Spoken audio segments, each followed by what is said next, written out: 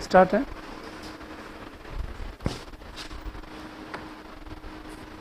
Hello, good afternoon to all.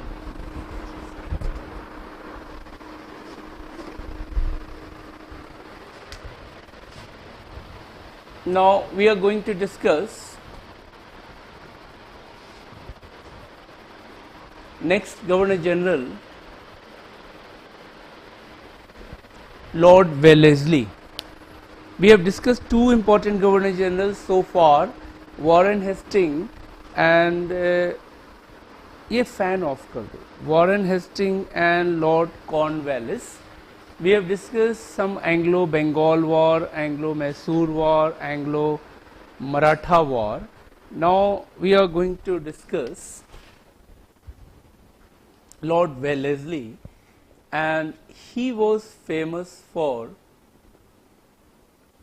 Subsidiary Alliance. So you have to understand what this policy was and what benefit it brought to East India Company, what benefit it brought to Indian states, and what harm it brought to Indian states. A full question is possible only on Subsidiary Alliance in 150 words to 250 words, right? So everything to anything about this policy I would try to cover here itself. I hope you are writing, listening carefully. So the first important point is that this was a military and political alliance between East India Company and native Indian states. Native Indian states, that the Indian states like you had Hyderabad, you had Mysore, you had Satara and many other states, some of those who signed, some who did not sign and signed later on, that all we are going to discuss. So first important point, what I said, that it was an alliance of military and political alliance between whom? East India Company and native Indian states. Second point, do play the French governor. If you remember at Pondicherry during Anglo-French War, we have discussed about him. So Dupleix was pioneer of this policy. Now what he did, that he sent some of his officers, the French military officers, to Hyderabad and trained the army of Hyderabad, and of course got fee or money from Hyderabad. So you all know about foreign coach concept in cricket and sports body. So we had foreign coach in army long back, as long as in the 1740s and the early 50s, done by Dupleix. So if a question is asked in your prelims, who started Subsidiary Alliance, and two options are given, Lord Wellesley and Dupleix, then I would suggest you to go for Dupleix, because generally in most of the guides and other books you would find Lord Wellesley. But what point you have to understand, I told he was a pioneer.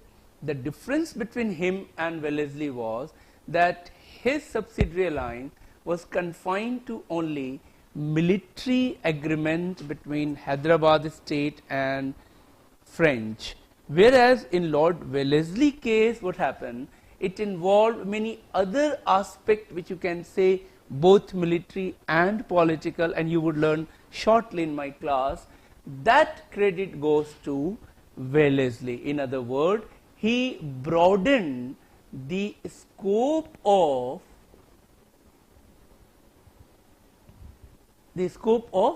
Subsidiary Alliance. So I hope now this point is very clear about Dupleix and Lord Wellesley.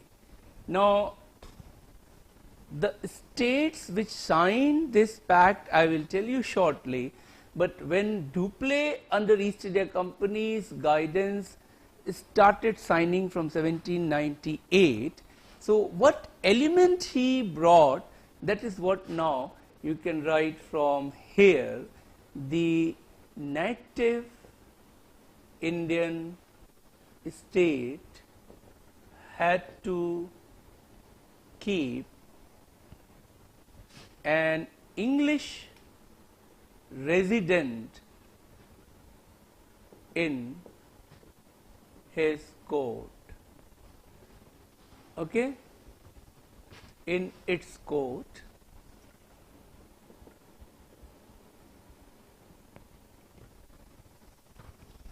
Second point, and who would maintain the cost of this resident? That part I have already told in one of the early class. That cost has to be borne by that native Indian state. The native state would not wage a war or enter into a peace treaty without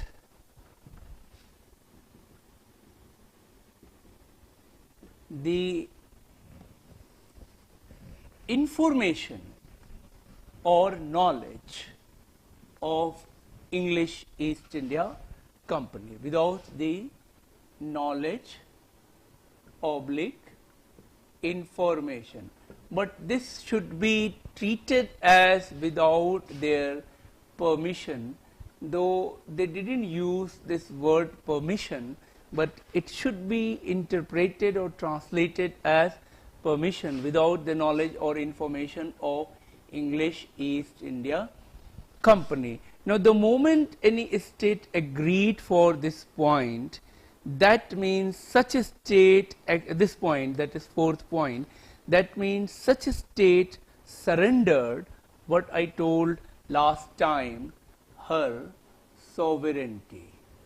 And this is what I said, Tipu Sultan refused to sign this treaty because he realized that this would be surrendering of his sovereignty, right? Then you write point number 5. The native state would not recruit any foreigners other than English, any foreigner other than English in her army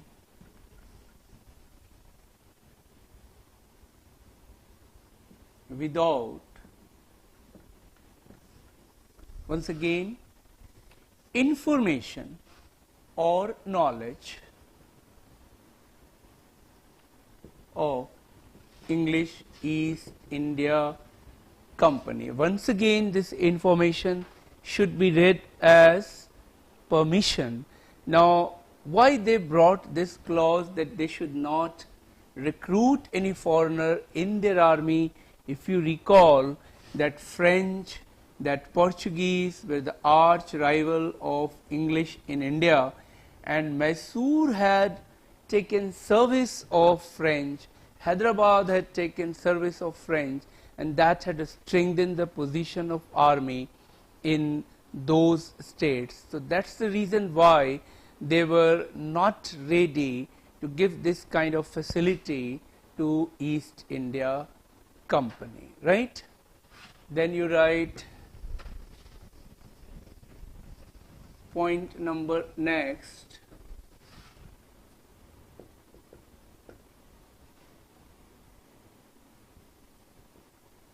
In case of any attack on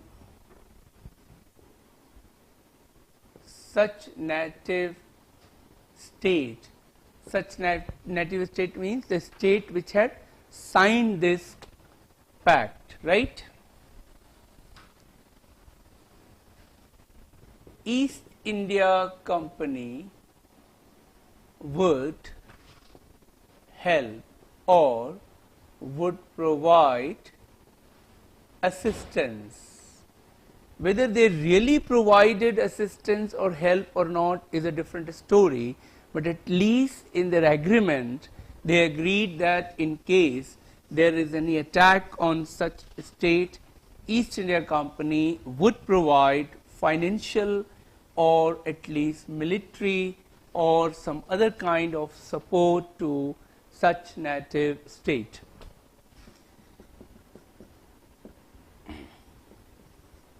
The company, that is East India Company, would not interfere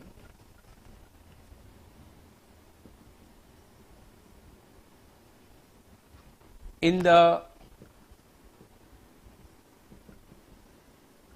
internal matters of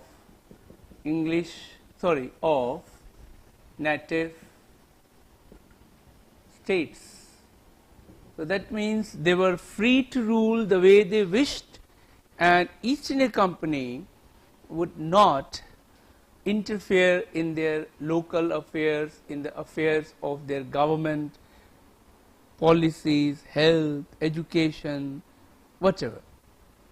These are the clauses which you have to remember carefully, first for your prelim, second for your main exam and understanding. Now, what benefit it brought to East India Company, I will tell you shortly. What harm it brought to native states, I will tell you that also. But before that, write down few states which signed this treaty in the correct order. In 1798, Hyderabad was the first state which signed Subsidiary Alliance. 1799, two states, one was Tanjore and one was Mysore. And if you remember, Tipu had rejected, but the Wadiyar dynasty king who once again took charge, he signed this treaty. Then you write 1801 Awadh, 1802 Peshwa of Pune. So at least first five you all should remember who signed this subsidiary alliance. And in your prelims they would not ask too many states and too many chronology. First is always important, sometime first, second, sometime first three. Even this is enough for you. I gave you up to 5. Now, what is most important? What advantage company had after subsidiary alliance? So, the point you have to understand that from 1773 till 1813, company was directed from England that you shall not interfere, okay, in the matters of Indian rulers. You shall not annex any territory of India beyond Bengal, Bihar, Odisha, what they had already occupied. So between this, they adopted a policy of non-interference, okay. But after 1813, they started the policy, what is called policy of imperialism. But even in this period, though they were directed not to interfere, but through subsidiary alliance, they started interfering in the internal matters and taking even decisions of appointment and transfer of some of the officials in the native state, be it army, be it judiciary, be it revenue, be it civil administration. If you remember, the resident was permanently living in that court and he would be supporting some important official. Sometime the Nawab or Raja came with the support of resident, because after the death of a Raja and Nawab, there was always a feud in the family. And why there was a feud in the family?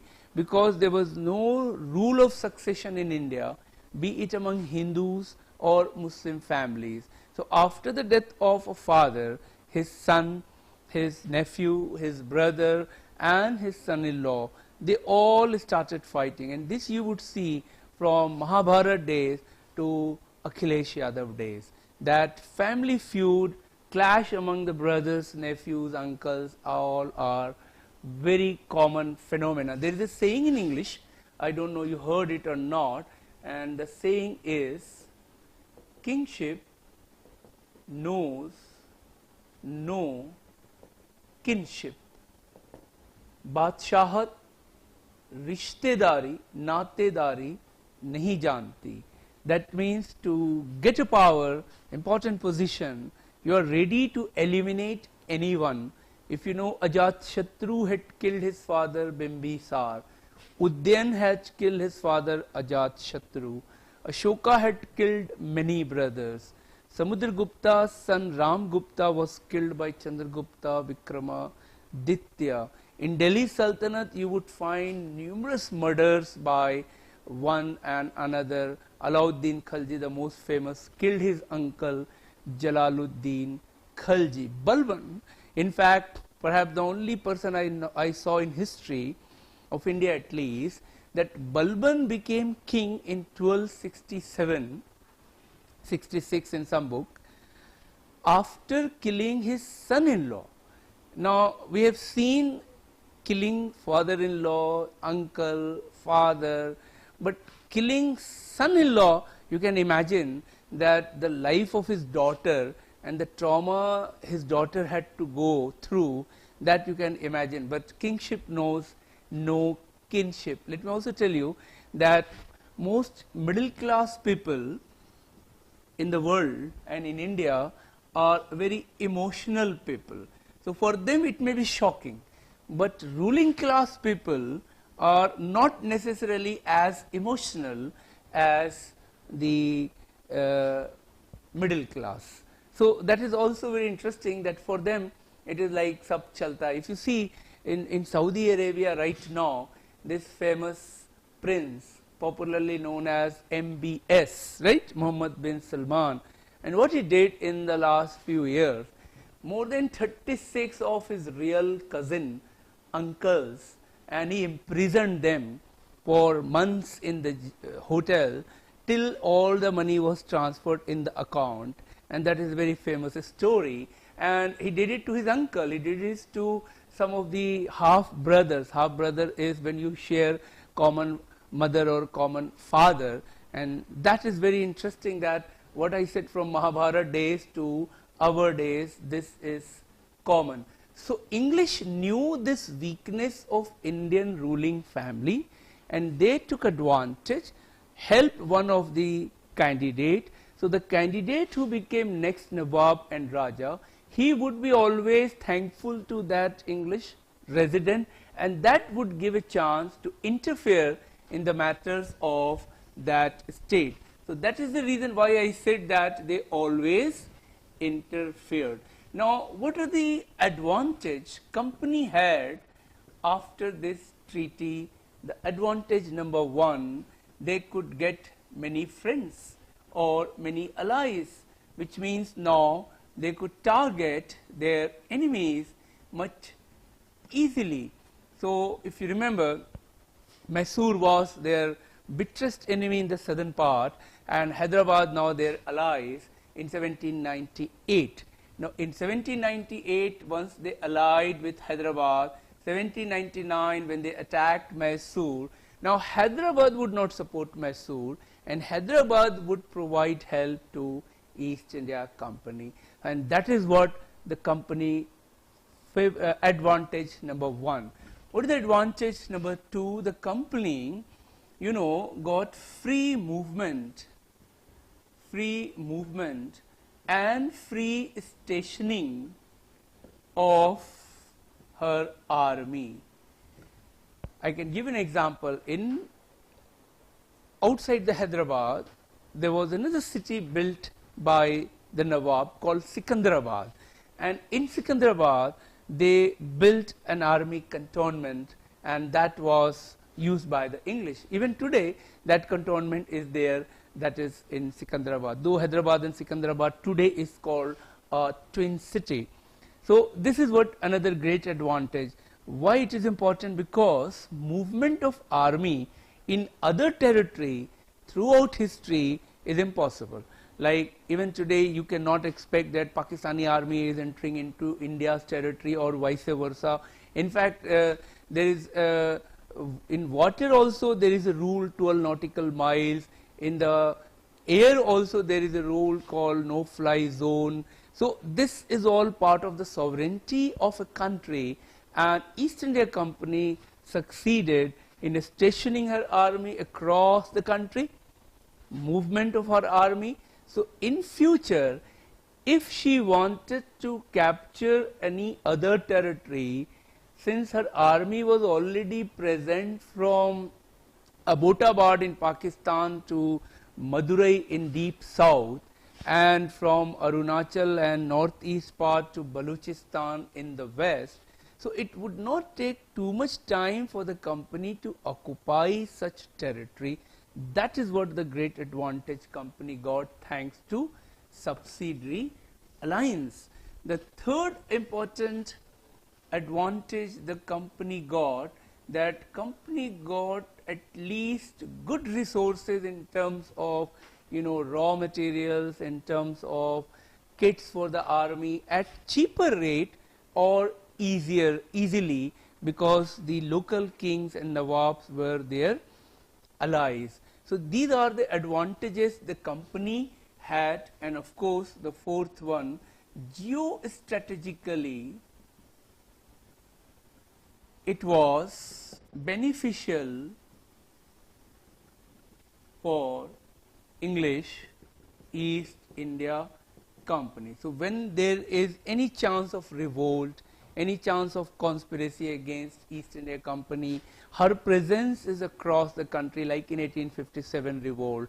So one of the reasons why the revolt could be crushed by the British, because in and around British India there were a lot of princely states which were supporting East India Company. So East India Company was helped by, just like example I can give you two here, Gwalior helped East India Company in 1857, Hyderabad helped East India Company in 1857. So strategically, geographically, they were present in such a places that it was advantage East India Company. Now what is the advantage Indian states got? The only advantage I can imagine was that they were protected from a possible attack of other states. But this was more, I would say, an illusion rather than a reality, because they felt that now my allies is East India Company and I am very much protected. But problem was that East India Company herself was an aggressor. So even if they were protected from some other state, there was no guarantee that the same state which had signed Subsidiary Alliance would not be annexed by East India Company. And the classic example of this story, if you recall, Awadh had signed this Subsidiary Alliance in 1801, but in 1856 Awadh was annexed. So what does it show? That there is no guarantee that the friendship of English would be a guaranteed friendship forever, and that is what it looks like, that Awadh was fooled by the British, that Awadh thought that we are very good allies, and finally the Nawab of Awadh, Wadi Ali Shah, he was removed from his throne. And you would learn during the revolt of 1857 that how Begum of Awadh, Begum Hazrat Mahal finally had to lead a rebellion against East India Company. So this is all about Subsidiary Alliance. I hope if a question is asked in 150 words, you can write, or any question in your prelims out of the given 4 options, you can easily pick the correct answer. In 1800, we are talking Lord Wellesley, a college was set up, Fort William College was established at Calcutta. Okay, now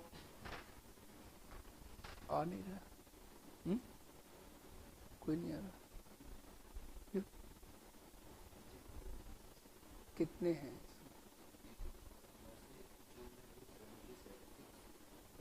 इसमें नहीं दिख रहा.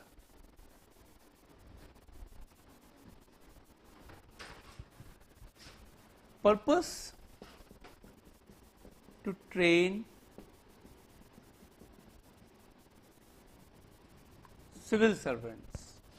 So you can say it worked like Mussoorie and Hyderabad in those days. हाँ तो रहने दो, ये भी तो दिखना चाहिए. हाँ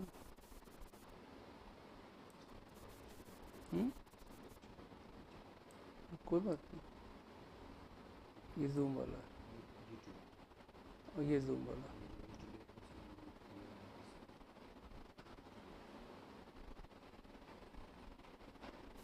No, Aditya, I am still continuing there also. I am a freelance, so teaching in different places. To train civil servants. Number 2, to teach them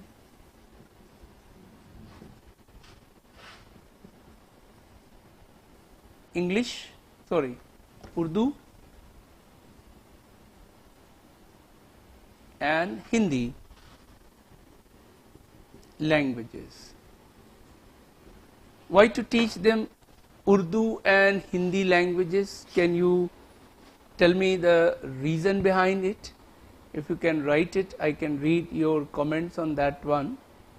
Why it was important? Because both these languages were most commonly spoken language in Indian subcontinent till date.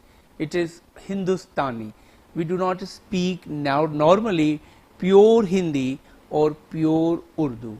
We speak a mix of Urdu and Hindi, just like in your Hindi cinema or in private channels nowadays. So idea behind this college was that all the English civil servants coming from England, they had to learn and then they would go into the field. Even today, a civil servant once recruited, he or she had to go for language training.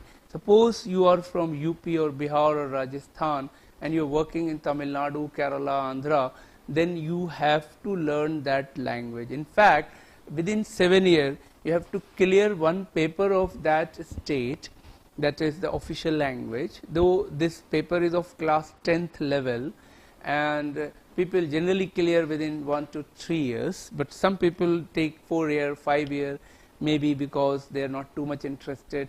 And if you do not clear, you may be removed from the service also. I checked from one of the senior secretary level IAS 4 years back that had it ever happened, any person removed from the service, and he said yes, one fellow he knows, he was an IPS in Tamil Nadu, and after 7 years he could not clear Tamil paper, so finally he had to leave that service. So normally it happens rarely, but as I told, it is a part of the curriculum. In IFS service, foreign service, they would give training of at least 2 languages other than English, one more foreign language, because one has to work in multiple countries. So why I am telling, because right from the beginning, language and civil service are very important, because a civil servant had to interact from the lowest strata in the society to the highest strata in the society, a very ordinary illiterate tribal and women and kisan, to a very senior corporate academicians, scientists, politicians, etc. So his communication, his skill of writing and speaking are important. That's the reason why essay, that's the reason why 150 words, 250 words, all types of, and that's the reason why in CSAT English comprehension is there. Even there is a compulsory English and compulsory mother tongue which you all have to clear. Without clearing you cannot cross this next stage, and every year out of say 12 to 14,000 who appear in main, every year 2,000 plus students fail either in English or in mother tongue every year. And I know one of my students, he failed 4 years back in Hindi. His problem was that he is a Malayali, lived most of his life in Bombay, so he didn't know much about Malayalam, and his Hindi was weak. Somehow up till 10th he studied, he passed, but when he did his graduation he had no Hindi. But now in IAS he had to take one of his mother tongue, so he chose Hindi as his mother tongue, which actually was not. His mother tongue was Malayalam, which he didn't know. So he wrote and he failed. So his copy was not checked as per the rule in UPSC. If somebody failed in English, compulsory English and mother tongue, your copy of main would not be checked. So you would not know how much marks you got. And then he came to me in my university, and I knew that he is a very good boy and very good intelligent student. So I talked to one Hindi department professor, Mr. Yadav, and he very kindly helped him for 4-5 months just for one student. He used to come to our department and he would teach him Hindi, and somehow he got it, passed it. Today he is an IFS officer. His name is Benson Samuel Nina. Okay, so there's a very interesting name and long, I remember that. So why I am telling you this story, because many of you take CSET lightly, English lightly, Hindi lightly.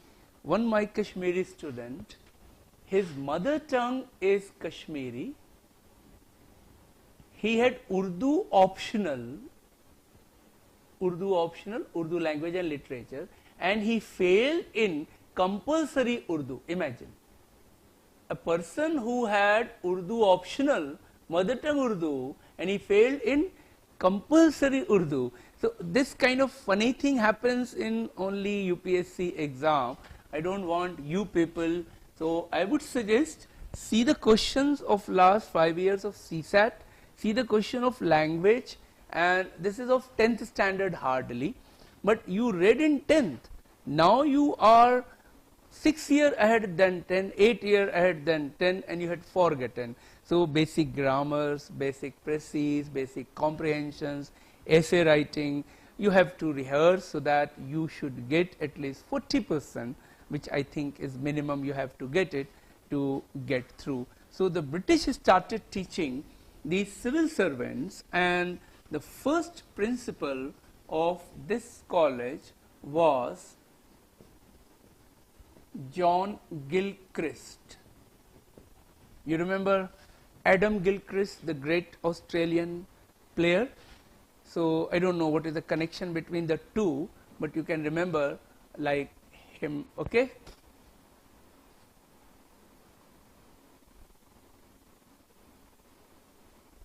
Okay.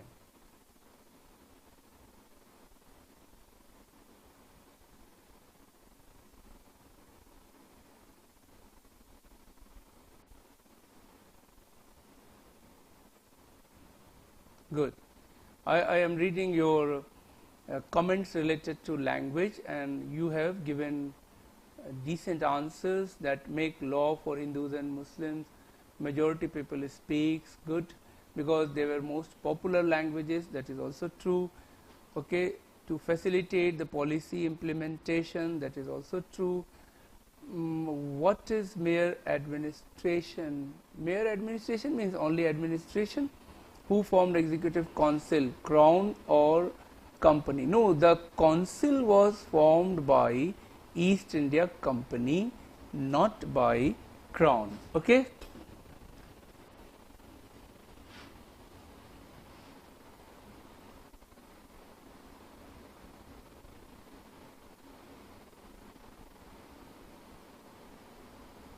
Yes, also to understand the culture of India. True. So I hope you understood about this. But what? In 1802, the training center was shifted to England. The language department, however, continued at Fort William College. So if you remember, this college had twin objectives. One was to train the civil servant and one was to teach them language. So the training part was shifted from Calcutta to England, and the language training part continued for at least 50 long years, and this college played an important role in the development of Urdu and Hindi prose writings. So lot of ancient Sanskrit book translated into Hindi, lot of ancient medieval Persian book translated into simple Urdu. And in those days, to teach a language, the stories of classical texts were translated in Urdu and Hindi, because through stories you can learn language quickly. Like today, through cinema you can learn a language quickly. One reason why Hindi is understood from Arunachal to Balochistan, even in Egypt and Dubai, is Hindi cinema. You would be surprised to know that in Dubai and neighboring Arab countries, there are approximately 5 lakh Arabs who speak Hindi and Urdu the way we speak, and they do not know Arabic. They know Hindi, Urdu and English because they are educated in English medium school, and all their companions and neighbors are Pakistani or Indian. And I read, I think 2 years back, the government of this Gulf, some of the countries were frightened by this fact that how many their young generation do not know Arabic, and they speak just like in modern India.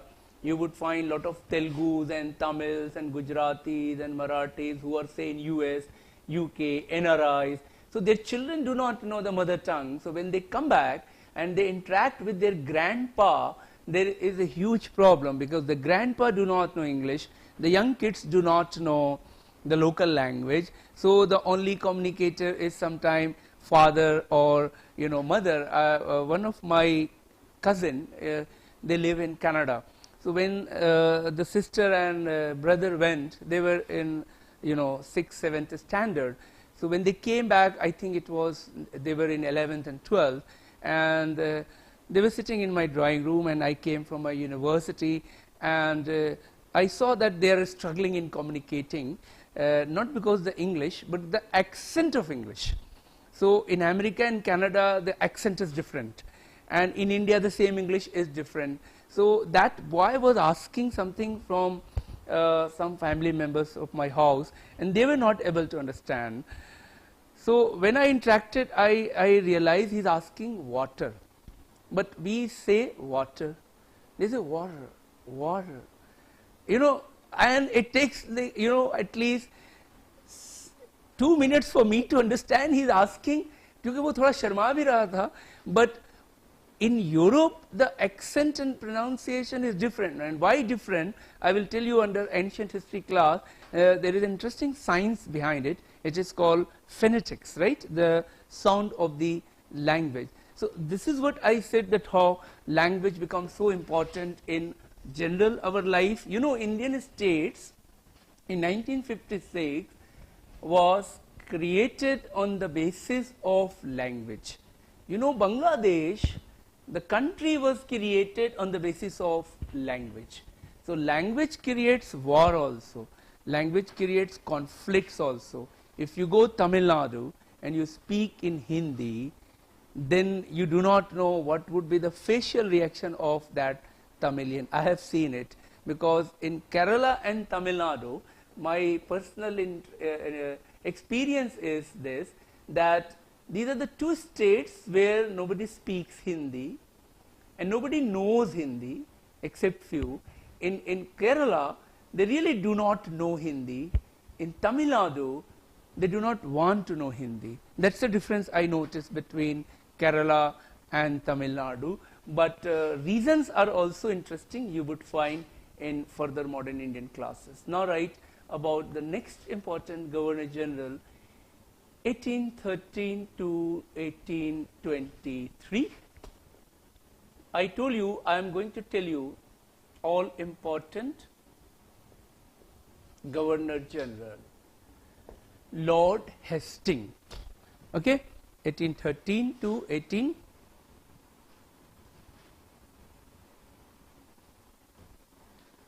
Okay, Sweta, you read Shekhar Bandhopadhyay, that's a good book. What is the checks and balance in administration is simple, that you do not give one person too much power.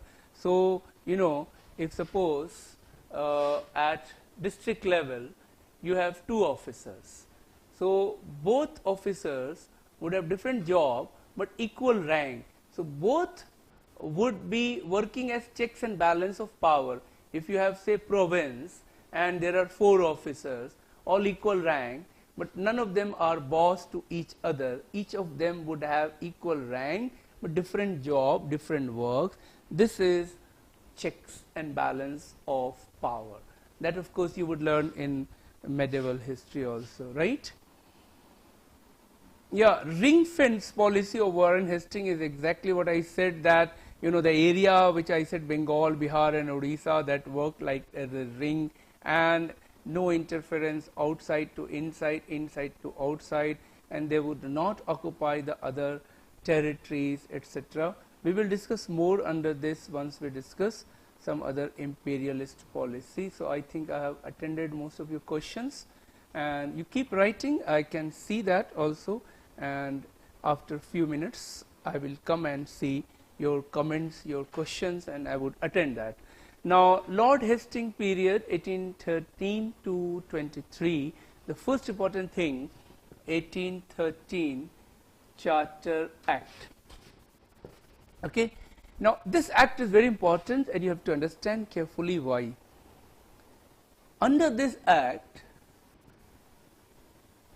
the monopoly of English East India Company came to an end, except her monopoly in tea trade and trade with China. Make sure you're writing it. मेरा bottle वहाँ रखा होगा और किसी को बहुत वो ले आएगा, बच्चा ले आएगा.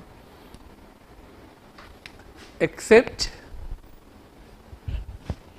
her monopoly in trade, tea trade and trade with China. That means these two monopoly of East India Company continued, but other monopoly of East India Company, which if you remember was originally granted in 1600 for 15 years, had to end in 15 years but did not end. That now finally came to an end in 1813. And last time I told that why this continued for so long and why it ended now. Both answer is that East India Company bribed British Crown, British royal family members, British MPs, and the monopoly extended and extended and extended. How it came to an end? Ever since Industrial Revolution in England started from 1760s onwards, many new companies of England started now coming into the market. They wanted to sell their products in India. They wanted to get raw materials from India, and they wanted free trade. But that route was blocked by the monopoly clause given to East India Company. So these new industrialists bribed more than East India Company to the English royal family and their politician, so the monopoly ended.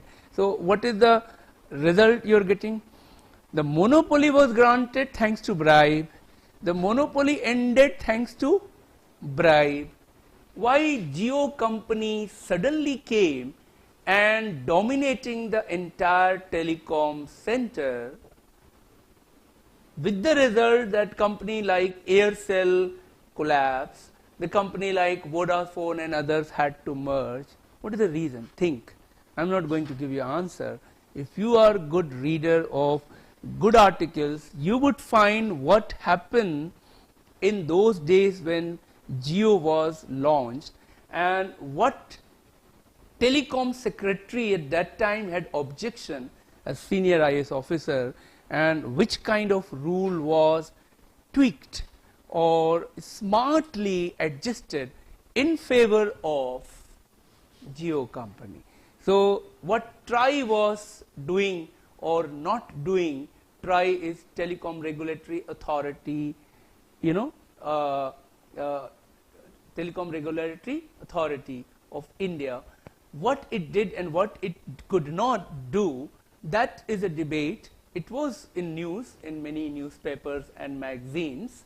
So right from that date till date, you would find there is a huge nexus between corporates and political parties, government, etc. all over the world. India is not an exception, US is not an exception, China is not an exception. And modern India would help you in a better way that how monopoly is granted, how it is crushed, and today we have a Competition Commission of India to check the malpractices officially and to give equal opportunity to all the companies and corporates. But was it really, is it working the way it should have worked? These are the questions which you have to get answers in subsequent classes. So I hope you understood the first important point of Charter Act, that the monopoly of East India Company came to an end. The second important point within this Charter Act was the company was directed to spend rupees 1 lakh per annum to promote education in her occupied territories. And you know, the occupied territories of East India Company at that time was Bengal, Bihar and well, Harshit, Jio gave plans at very less price is also not allowed as per the law, that how much concessions you can give, how much free you can give. When you are launching a company under TRAI, you cannot give free beyond 3 months, and Jio gave 6 months. How it happened, find it out. That's what the point, that is the interesting details. Okay. Okay, Chandan Yadav has written that Jio sponsored a specific political party in general election, but Chandan is afraid of naming the political party. Chandan is becoming more diplomat. Good. That is the art you have to learn in this exam, that even if you know the name of party and leader, you should not write in public and do not speak in public as long as you are joining civil service. If you wish to join political party and media, then you can openly speak, or if you are academics or freelance writers and speakers. Okay, but for you people it is good. Okay, now what is the first important point about this clause? It is the first time East India Company was directed to spend 1 lakh rupees to promote education, not in entire India, in the occupied territories. Second important point you have to understand, that during British period, what were their education policies? We will discuss it as we progress in modern Indian classes. but whenever you are asked to write about modern education, the first landmark year is 1830, and then you would find 1833, 1835, 1837, 1854, 1882, 1902, 1904, 1917, 1929, 1937, 1948, 1986, 2004, 2009, and 2015 to 19. All these are important years related to education, and I'm sure once we discuss, this thing would be in your tips. It is possible, like in 1904 there was Indian University Act, in 1917 there was Sadler's Act, 1929 Hart-Oak Committee, 1937 Zakir Hussain Commission, 1948 Radhakrishnan Commission, 1986 New Education Policy, 2009 Right to Education Act. All these are important, but in the British period, 1835, 1854, 1882, these three are very, very important. And what are those clauses, recommendation, we will discuss. So one way of education till 19th century, answer up to 1882. Education till independence after till 1937. Education after independence 48 till 2000. So they would never ask from 1813 to 2015-19. They can break into 3-4 segments, and we will discuss almost all the important clauses, and questions could be asked only from 35, only from 54, only from 1882. Let's check how many years you have remembered without looking your note. I'm sure at least each of you must have remembered 3 or 4. So even if you remember 3 out of so many lists, I would say I succeeded, and you can do that. It was related to 4G spectrum given at a very low price to Geo. Okay. Devrat, I would suggest you come out from Geo and now Geo history rather than Geo Reliance, and Mukesh Ambani. Okay, so I just wanted to give you an example, but do not go into that details. You can find later on. So 1813 Charter Act, what I said, ended monopoly of English East India Company, except what I said, her monopoly in tea trade and trade with China. But these two also ended in 1833 again through a Charter Act. Let me repeat. The monopoly of company ended in 1813, except her monopoly in tea trade and trade with China. And these two surviving monopoly also ended in 1833 Charter Act. Let me frame a question.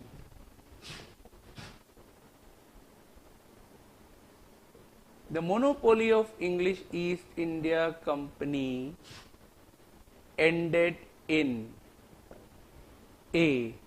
1813, B. 1833. Answer it, all of you. Let's see.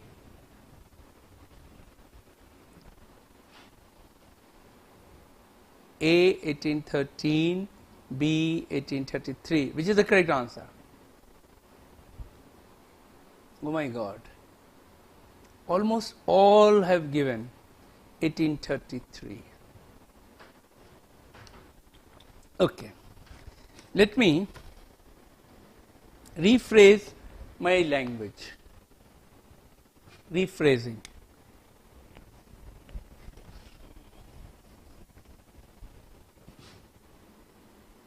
Monopoly of English East India Company ended completely in, not completely in which year? 1833. Ridhmi, Rashmi, Chaitanya, Bhatt, Shraddha, Shivani, Bhavna, Naqib, Fatima. Okay. Now I am removing it. The monopoly of East India Company ended in. Now tell.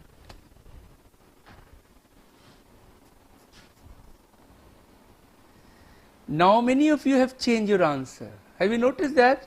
So the correct answer is 1813 Charter Act, monopoly ended, when simply it is monopoly, and when it is completely ended, then the answer would be 1833. Have you noticed that in this simple question, how many of you had doubts and how many of you have given wrong answer? That kind of doubts continues to most of the students till the exam day. That is because when they study or when they are told in classrooms, their concepts are not clear. So they lack clarity. So one of the most important thing while studying IAS exam, any paper, whether by teacher or by yourself, is how much he or she is able to clarify a topic beyond a doubt, because the language in which they are going to ask would not be the same language. It is not like your school is, exam 10th and 12th, because the language would be ditto.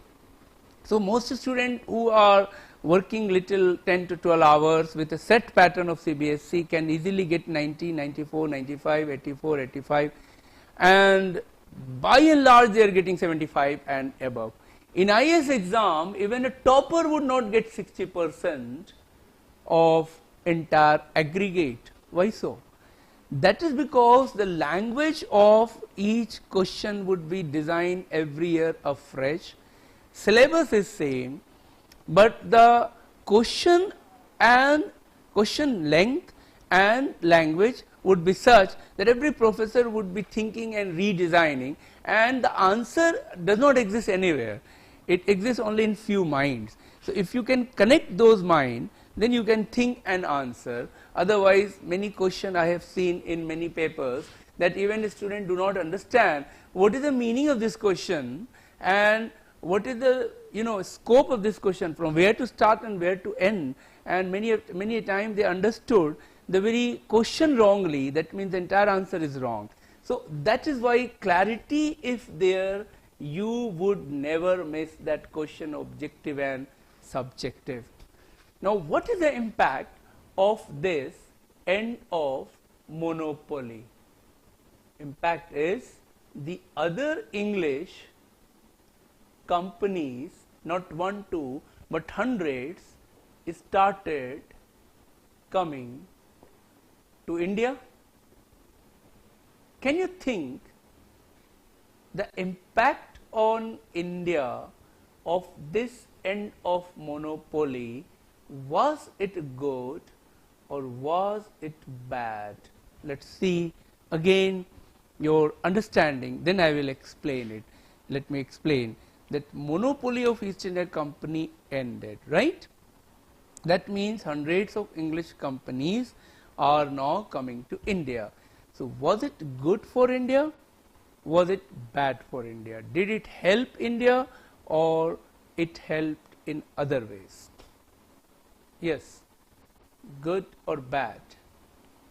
Jitendra is saying good, Radmi is saying bad, Avinash is saying good, Babita is saying good, Rehan Sagar good, Imtiaz good, oh my god, partly good, partly bad. So Devarat is not interested in taking risk. Okay, he is saying ये भी सही है, ये भी सही है, कम से कम मैं तो सही हो ही जाऊंगा at the end. आप जो भी आंसर बताओ, right? Okay, good for India, good for India, good for India, little good. Okay, I got fair example. Okay, you remember my punchline of history, जमा एंड मका. हम किस जमाने की बात कर रहे हैं? 1813 ऑनवर्ड्स. मका स्पेस इंडिया की तो बात ही कर रहे हैं. You are in 2020, so you are thinking from current mindset. Oh, if foreign companies, Amazon, Netflix are allowed, it would create job, it would give technology, and it would bring foreign exchange. So if you are talking today, it is right. But in 1813, the world and India was totally different than the world and India of 2020. That if you keep, you can easily understand that it was not only bad, it was disastrous for India. England at that time had faced industrial revolution, whereas at that time in India, our traditional industries were all working by hand. For instance, we had hand looms, they had power looms. So the competition was between machine and hand. And if there is a competition between machine and hand, which of the two would win? You tell quickly. Between machine and hand, which of the two would win? Come on. Machine or hand? No doubt this time all of you are giving correct answer, machine. But let me tell you, it happens in India where a hand can defeat a machine, where a tanga can defeat a bus. If you have a doubt, watch movie Naya Daur, Dilip Kumar, 1957. Where a rickshaw can defeat a Scorpio, Shah Rukh Khan, Main Hoon Na. But you know, in movie, in real life it would not happen. In real life, the machine would defeat the hand. What is the biggest challenge today in the world? Artificial intelligence. And people are talking about, you know, the job losses in the coming years. All over the world this challenge is there. And I remember 2 years back, our Transport Minister Nitin Gadkari said, we are not inviting driverless car in India. Because how many drivers in India right now in cabs, in private and public sector, and how many of them would be jobless suddenly if we bring, you know, a driverless car. But when I was reading, I was just wondering, India में driverless car with Chandni Chowk street 25 साल तक तो मुझे नहीं लगता possible है, क्योंकि वो आप कितना कंप्यूटर को उसको प्रोग्राम करोगे कि इसका ये साइज होता है तो गाड़ी रुकती है, वहाँ भैंस आती है, भैंस का साइज कैसे बनाओगे आप? And that's what I was thinking कि how in India it is you know so difficult. So I am very happy कि आर्टिफिशियल इंटेलिजेंस अभी इंडिया में उतना तहलका नहीं बचाने वाला जितना ये यूरोप और अमेरिका में मचाने वाला है. So my point is keep in your mind which period we are talking. We are talking about 19th century. So one of the greatest impact of this policy was deindustrialization. What is this? Destruction of Indian industries. And one of the topic in your 150 words, 250 words, you have to know about this, in which you are supposed to know causes of destruction of Indian industries, 1, 2, 3, 4, 5, and you have to know the consequences or impact of deindustrialization, 1, 2, 3, 4, 5. If you know all these 10, 11 points, let them ask in prelims, let them ask in main, let them ask in interview, and you can easily understand the problem of Indian economy, why large number of students are facing problem in understanding current economy, because their economic history is poor. They don't read history of pre-independent India, they don't read agriculture, industry, trade and commerce. Once you read, then you would find the post-independent economic history is like a continuation of my class of modern Indian history. So now I am going to tell you about deindustrialization. In a layman term, destruction of Indian industries, and this started at a faster rate after 1813 Charter Act, though it had already started at a slower rate from 1780s. But from 1813 to 1850s, and especially after 1850s to 1940s, with the arrival of railway, Indian industries were completely ruined, and it became very much like Harappa and Mohenjo-daro. You know, these are ruined in Pakistan now. जो ज़मीन के अंदर से खोद के निकाला गया, oh, this was Harappa, this was Mohenjo-daro, once great cities. ऐसे इंडियन इंडस्ट्रीज को ब्रिटिश ने ruin कर दिया, या उनके इकोनॉमिक सिस्टम ने ruin कर दिया. It didn't happen overnight.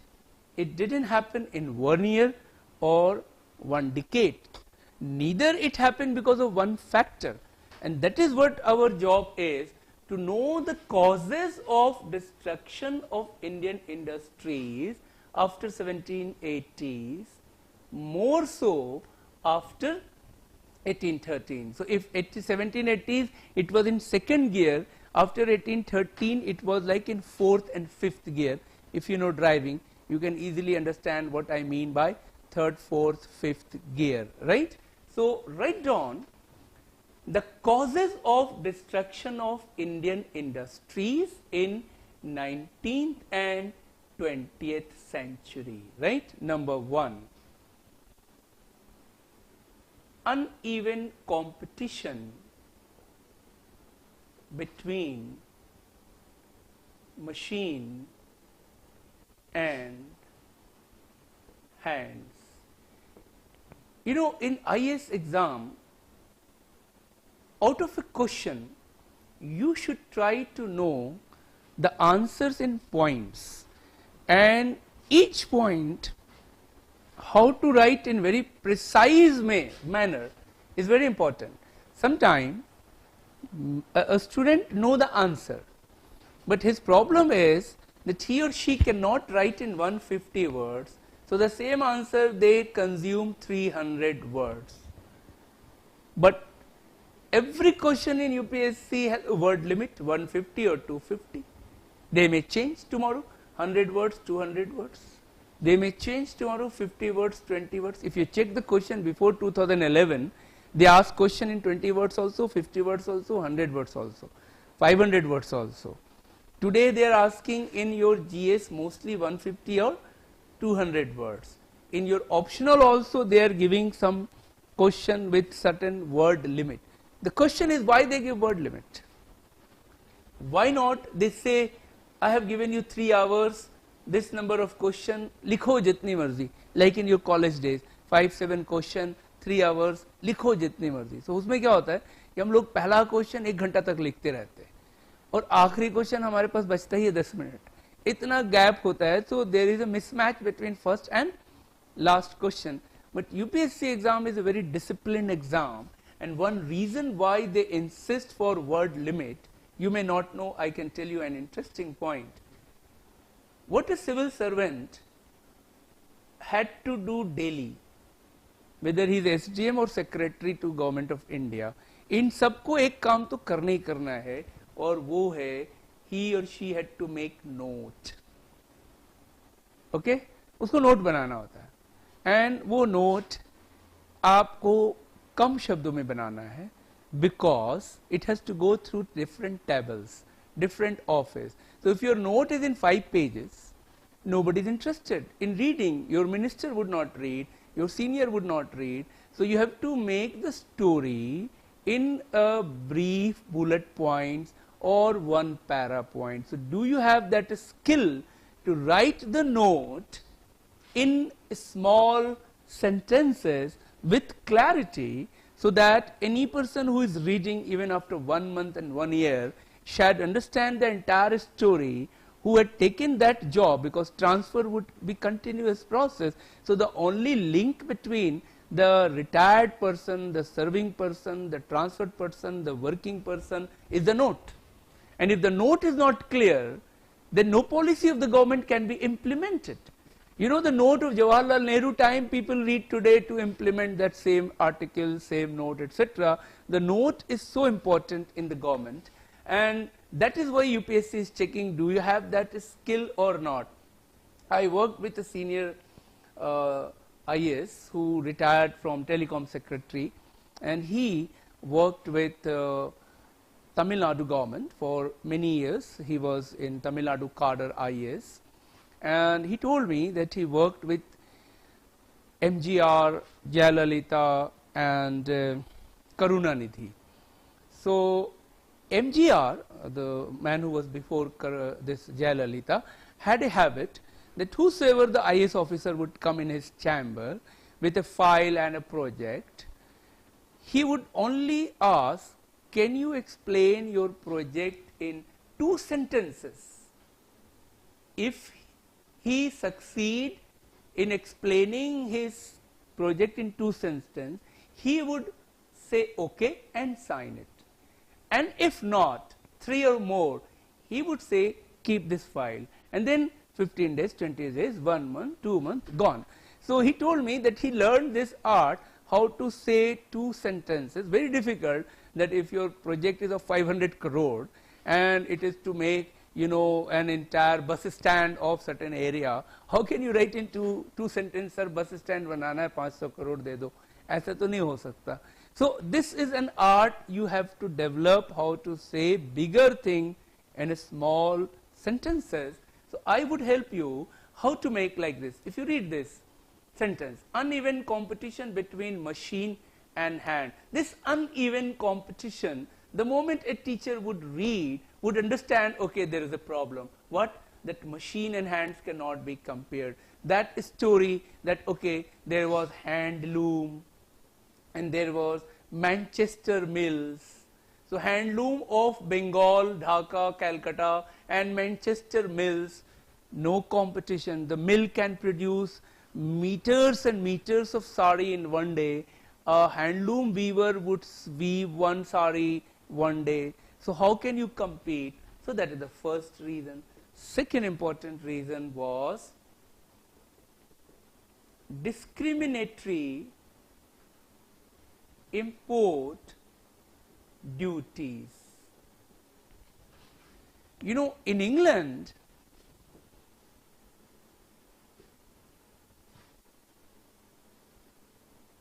they imposed high import duty on Indian manufactured goods. So suppose Indian cotton cloth was going to England, the import duty in England on Indian manufactured goods would be around 200% to 400%. Obviously, it would become very costly in England. So even if an English wanted to purchase Indian, say cotton, muslin, he or she could not purchase because it would become very costly. But in India, the import duty on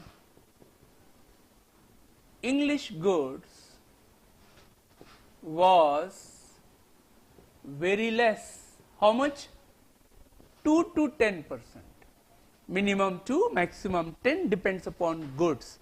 So imagine here 200 to 400%, 2 to 10%. Why? Because in England, who ruled? English. In India, who ruled? English. So in both countries, they made the laws which was favorable to English companies. Now you understand why we needed independence, not only to hoist tricolor flag at Red Fort. That was a symbol. But to get freedom means that you are now free to make your own policy, free to make your own laws. So today England cannot do that. Today India and England has a trading ties and both have right to make their import duties as per their national interest. But with the arrival of WTO, a nation cannot impose beyond a point that tariff. That is because now the trade is rule-bound trade internationally, and India is a signatory. So you again have to understand that the world before WTO, the world after WTO, India before 47, India after 47, and we are talking India in 19th century. So obviously the rule of India was in the hands of British, so they had discriminatory import duties. This also helped in destruction of industries. I gave you two important factors for the destruction of Indian industries. Third,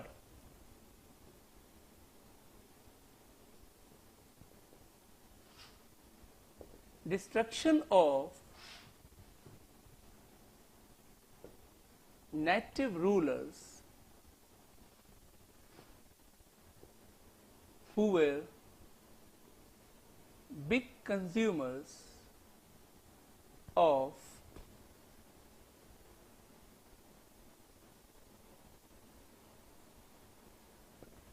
manufactured goods.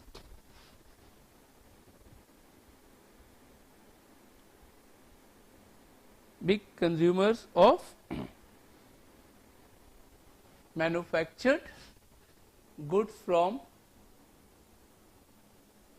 India itself. For instance, all the weapons, for instance, all the tools used by the Rajas and Nawabs for their army, for instance, all the clothes, all the gems and jewelries, perfumes, all the item of ivory works, because these Rajas and Nawabs had a life of luxury.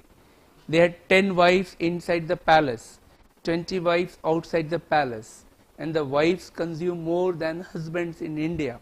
Don't take it seriously, but the fact is our women consume gems and jewelries, our women consume clothes more than the men, and these are all produced in India. So there was a huge market.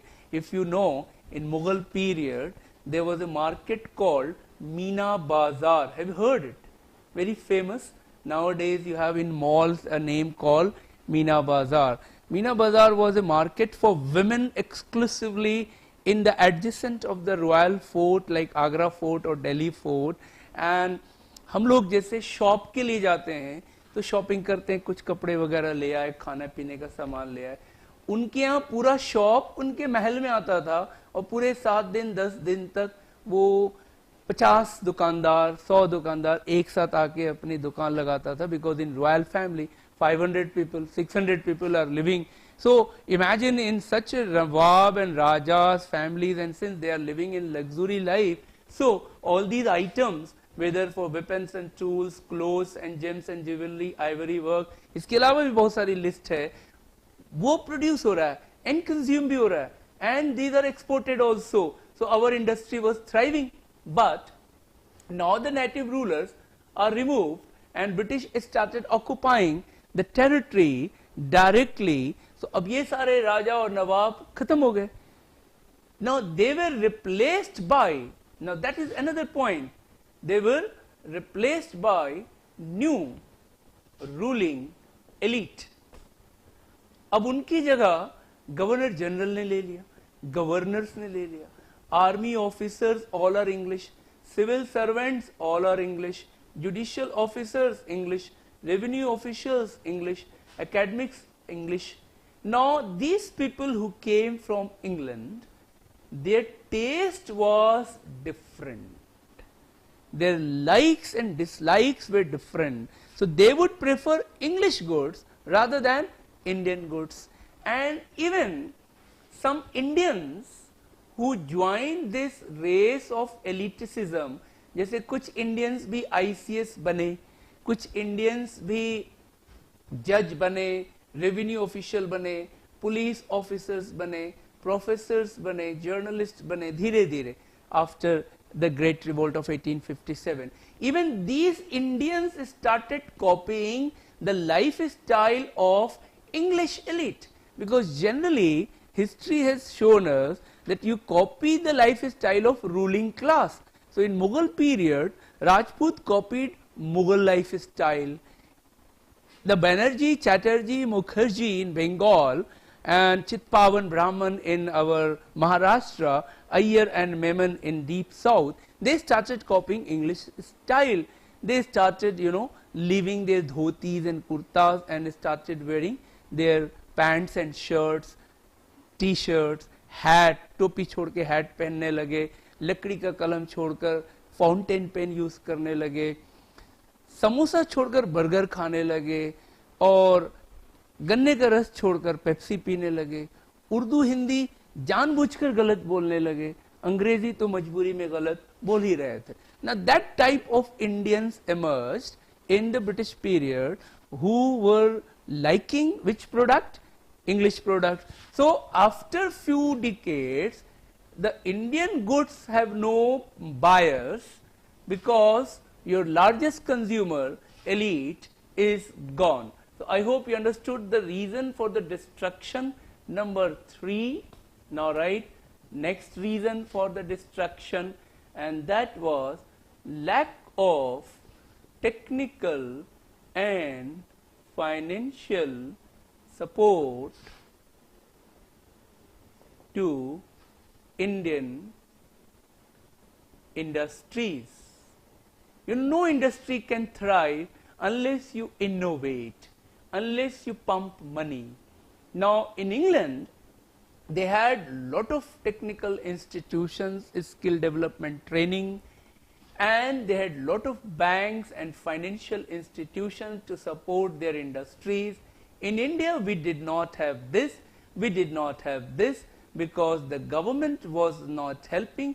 That was the English government. And whatever our Rajas and Nawabs, they did not have that vision to invent, to establish colleges like ITI type as it happened in England. So the same skill was repeated again and again. And in market, you have to have innovate if you want to remain in competition. Just take his automobile industry, how it has changed after the arrival of these Japanese, Koreans and American companies.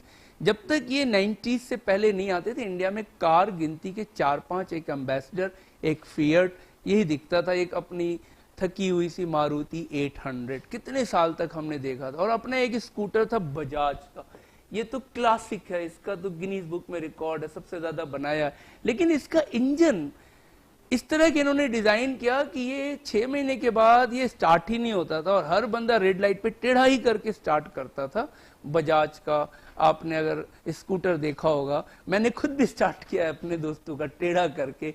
फिर ये 4 stroke engine आया आपका Yamaha का. I remember I was in college and हम लोग खूब शौक से उसको चलाते थे. और उसका क्या स्टाइल था यामाहा का. उससे पहले वो एक बुलेट अपना था, वो अपने गांव के चौधरी को फिट करता था, लंबा चौड़ा आदमी. अब आप देखो मोटरसाइकिल में कितने तरह के रेवोल्यूशन आ गया है इन द लास्ट 20 years. हर 2 महीने में एक नया मोटरसाइकिल मार्केट में आ रहा है और एक से एक डिजाइन का आ रहा है. अभी तो इतना महंगा आ रहा है कि साहब आप वो आपने धूम अगर मूवी देखी हो तो उसमें जो मोटरसाइकिल है और वो आजकल बड़े फैशनेबल हो गया अमीर लोगों का, और बड़े बड़े कार से महंगा है. वो अमेरिकन एक मोटरसाइकिल है, वो बड़ा मशहूर है. और ट्रंप ने मोदी जी को स्पेशल फोन किया कि इसका जरा इंपोर्ट ड्यूटी कम करो. शाहरुख खान और तेंदुलकर खरीदना चाहता है इंडिया में, लेकिन इंपोर्ट ड्यूटी बहुत हाई है. What I am telling you, technology in India was very poor and we were not innovating, but English and Europeans were innovating. आज भी वो हमसे इसीलिए आगे हैं क्योंकि वो टेक्नोलॉजी में आ गए. चाइनीज इसीलिए आगे हैं कि वो टेक्नोलॉजी में आ गए हैं, बाकी सारी चीज पीछे. आज भी अगर इंडिया टेक्नोलॉजी में चाइना का या यूरोप का या साउथ कोरिया का मुकाबला कर ले तो फिर इकोनॉमी हो या पॉलिटी हो या डिप्लोमेसी हो, सब कंट्रोल में आ जाता. It is technology which is the ruling the world. And that is where industrial revolution, it is the first major technological revolution which is called steam engine revolution. Second great was electric engine. Third great was chips. And the fourth great was IT. So हम ये तीनों miss कर गए. ये IT में हमने थोड़ा race पकड़ा हुआ है and we are doing relatively better, but India is not innovating anything. It is like India is a cyber kuli. Cyber कुली समझते हो ना, जैसे कुली बोझ उठा रहा होता है, तो हम लोग जो है उन्हीं के बनाए हुए चीज को हम रेप्लिकेट कर रहे होते हैं. It is not like India is creating a Google और अ फेसबुक और अ नेटफ्लिक्स और chips. That's the problem with the India in 19th century as well, that India did not. If you see India in ancient time, medieval time, India was far ahead than the contemporary world in technology, and that's the reason in economy. जैसे ढाका का जो muslin था वो medieval period में इतना मशहूर था, कहा जाता है मसलिन जानते हो मलमल, कि वो हाथ से इतना बारीक बना लेते थे कि मैचेस के एक डब्बा में पूरी साड़ी जो 6 मीटर की होती है वो पैक करके रख लेते थे. ये जोक नहीं है, रियल है. एंड दैट इज वाई अगर आप रोमन हिस्ट्री का एम्पायर पढ़ो तो यू वुड फाइंड कि Romans were importing Indian cloth, Indian hanky, Indian pillow, Indian bedsheet, Indian curtains. And एक राइटर है Pliny the Elder, and he wrote in 1st 2nd century AD that every Roman house is full of Indian clothes, and every year hundreds of gold coins are exported from Roman Empire to India. And he was literally complaining like a drain of wealth from Roman Empire to India. Now imagine in 1867 Dada Bhai Nauroji was writing about drain theory, and he is writing कि India से wealth England जा रहा है. How it happened? It happened because of this technological innovation. The English did it, and if you read in England between 1780s to 1820s, in this just 40 years, 3,000 plus inventions in the field of textile industry, cotton industry, in the field of steam engines, in the field of power looms, 3,000 plus in England, Scotland, Ireland, etc. And what is interesting, more than half inventions were made by workers who never attended any schools. और फिर हमारे ये BTech आज के IIT से पढ़कर क्या कर रहे हैं? ये मजदूर ने इन्वेंट कर लिया इतने सारे कपड़े मिल और इतनी नई नई अच्छी मशीनें. वो हिस्ट्री बड़ी फैसिनेटिंग है, the history of industrial revolution in England. I would suggest you to read not only for exam but also to open your eyes that what went wrong with India in 18th century. About financial institution, I can give you an example. In 1800 AD, London में there were 600 banks. 1800 AD, पूरे India में not even 6 banks.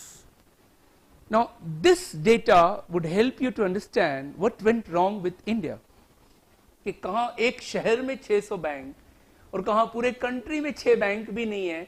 मैंने check किया कि वो शायद 4 या 5 ही थे. तो इंडस्ट्री कैसे आपकी सरवाइव करेगी? Know industry can survive without investment.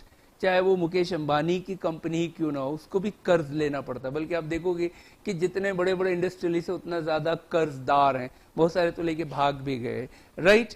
So what the point I am making is that if the government is not helping, if the private investment is not coming, then the destruction of traditional industry was bound to come. I hope I have given you 4 major points. Fifth, you write that the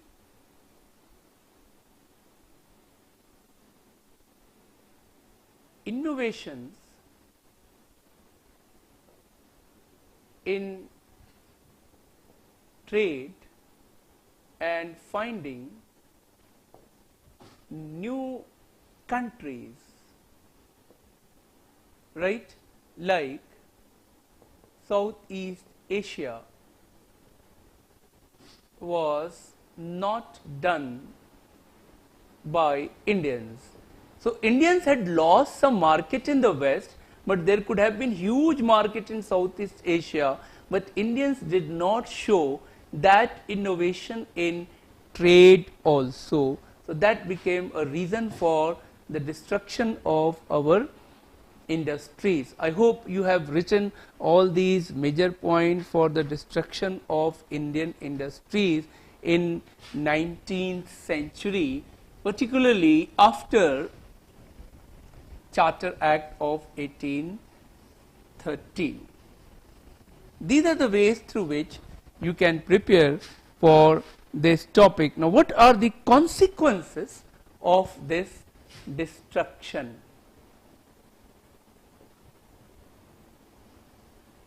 Number one, poverty increased due to unemployment. Why unemployment? Due to destruction of industries. So this led to unemployment, unemployment led to poverty. So I wrote first the word poverty and then I wrote the cause of this poverty, that is unemployment. So in very short, this sentence tells everything.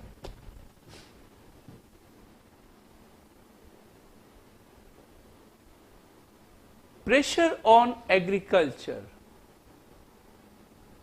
increased.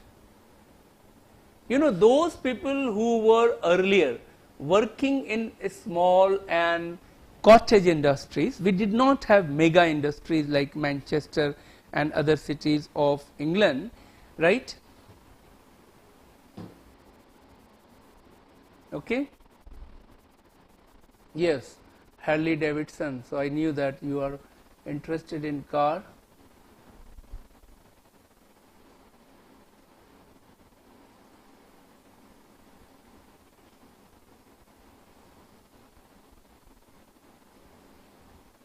Okay, good.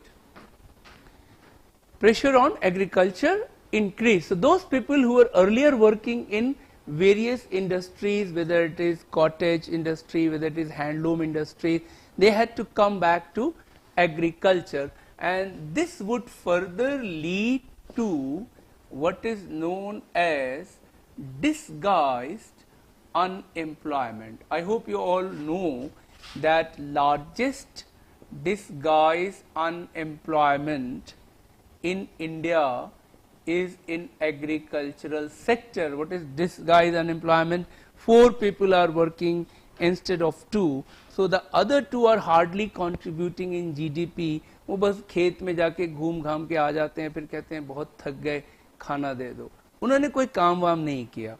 And unfortunately, a large number of people in India are involved in disguised unemployment, largest in agriculture. Second important impact would be the size of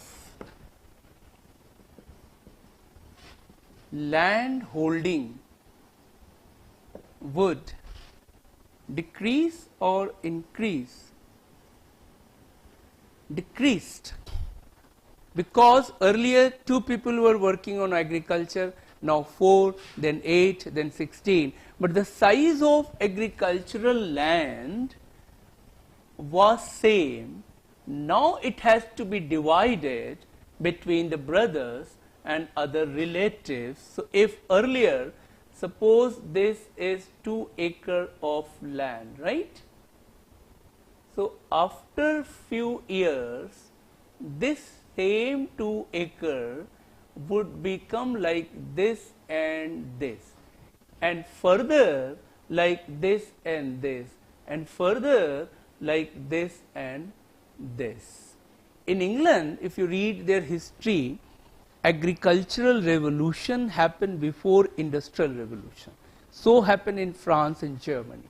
So in the agricultural revolution, they converted small farms into big farms, and that movement is called enclosure movement. What was this movement?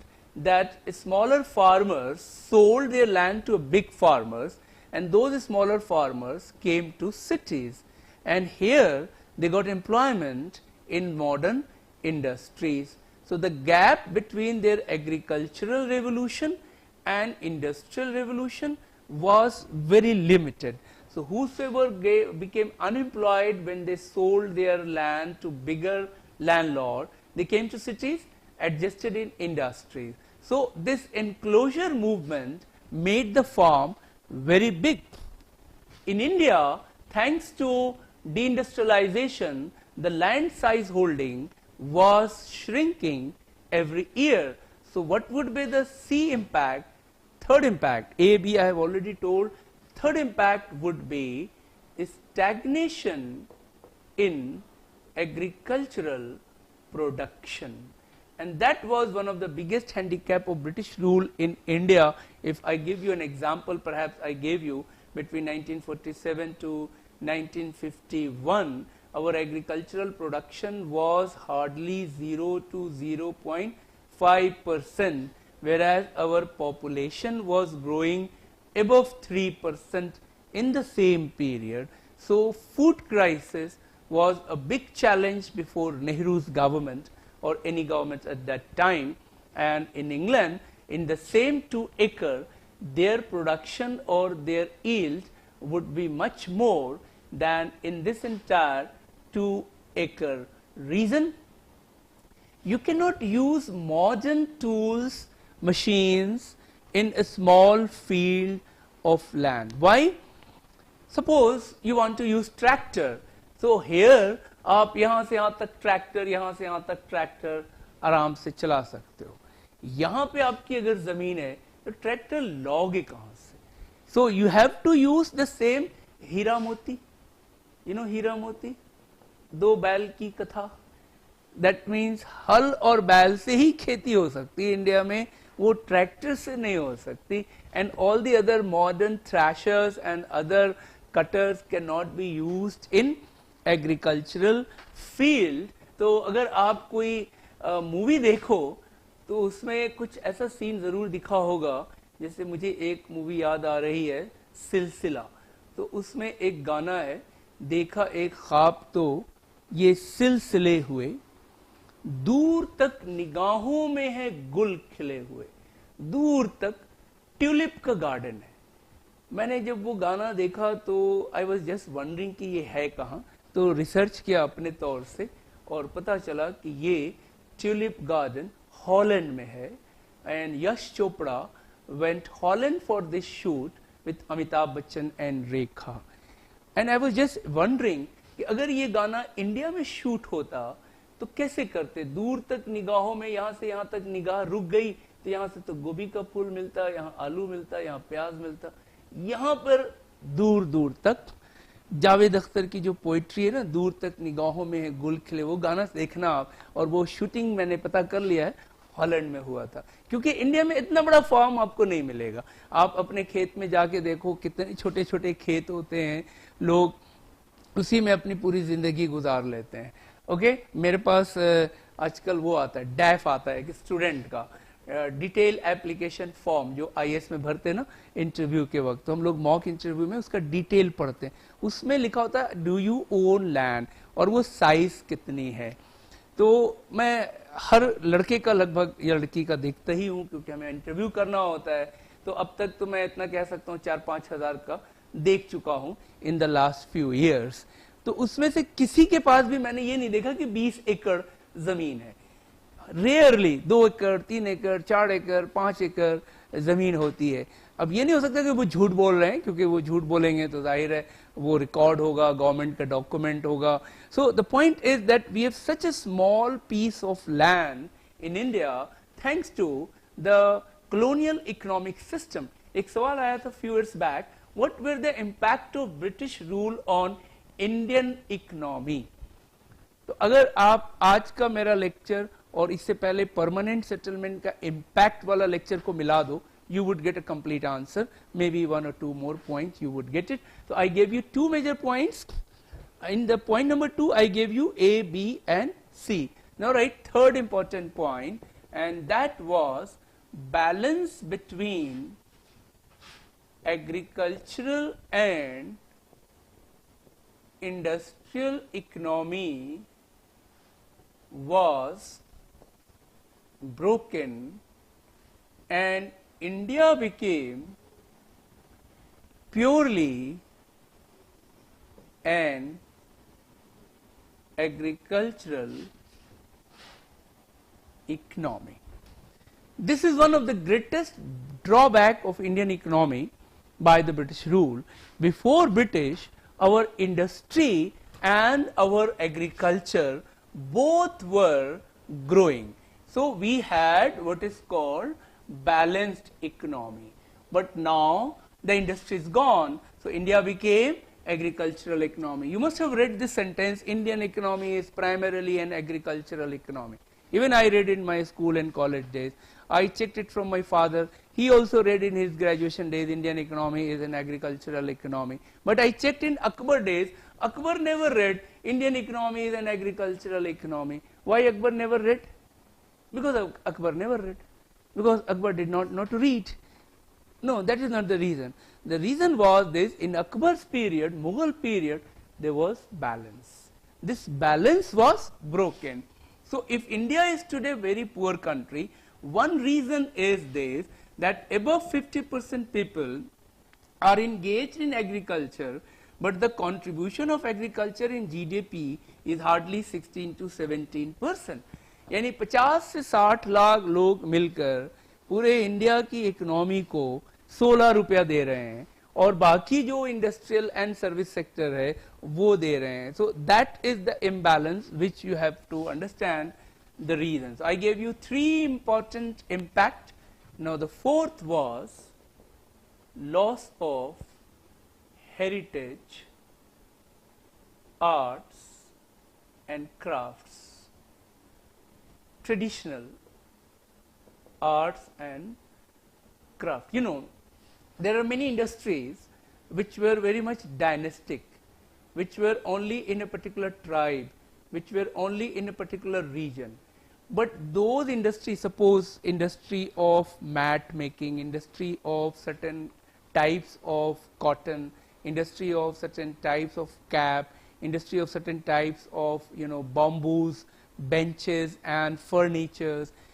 These all industries were passed from generations to generation, and it is not only skill but it is also a tradition which was also their pride. All lost because there is no market.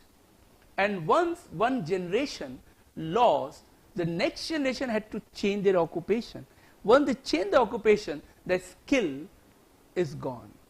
Now what is important, economic loss can be regained when you pump some money and some policies. When a culture is lost, then it becomes very difficult to revive it.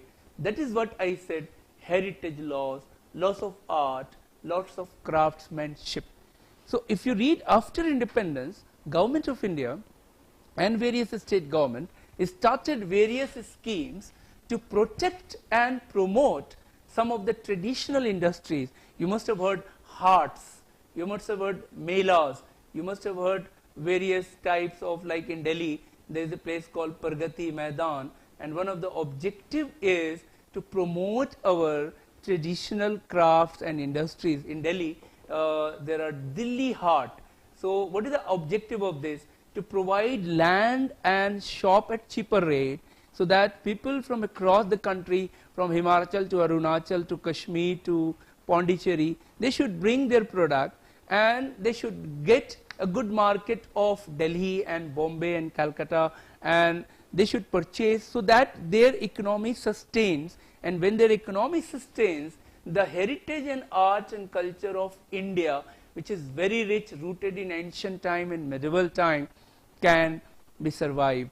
And that is all. Some we have luckily saved, but many we have lost due to colonial policy. So I hope you understood 4 major impact I have given you. In the point number 2, I gave you A, B, C, that is balance, that is disguised unemployment, and that is stagnation in agricultural production. So all you have to do, revise the note, write in your own sentence. But after revising my note, you see the study material provided by the coaching institutions, and enclosure movement kashish is that these are suppose, you know, small farms. So in small farms were converted into big farms, so enclosing it to making it one piece of land, and of course the richest person of the area bought it from the other farmers and made it one farm. So in one farm, which is 2 acre, and this is 2 acre, 10 people are owning. So here the total yield, if suppose is 100 quintal, here you can make 120 quintal. Just think you can do that, it's not a big deal. So that is what in England you had agricultural revolution thanks to enclosure movement. So I hope you have noted down my points related to deindustrialization, causes and consequences. All I would suggest, revise at least 2 times, it won't take more than 10 minutes, and then read from any other source, it would be in your mind forever. So today I have to take only up to this point, and we'll meet tomorrow again, and we'll continue our other Governor Generals which are very important people like Lord William Bentinck, Lord Dalhousie, Railways and Widow Remarriage Act, all would come, I hope, tomorrow and day after tomorrow. So take care of yourself and see you shortly. Whatever your questions, you can also write on my mail. My mail is shams, Tariq, Tarique _2001 @yahoo.co.in, and my mobile number 9810784428. So Telegram or WhatsApp, you can write it down your queries, and this is SHAMSTARIQUE_2001 @yahoo.co.in. So I would definitely try to answer within 24 hours, and whatever guidance you can have for not only history but GS and IS preparation, etc. So see you shortly. Take care. Bye bye.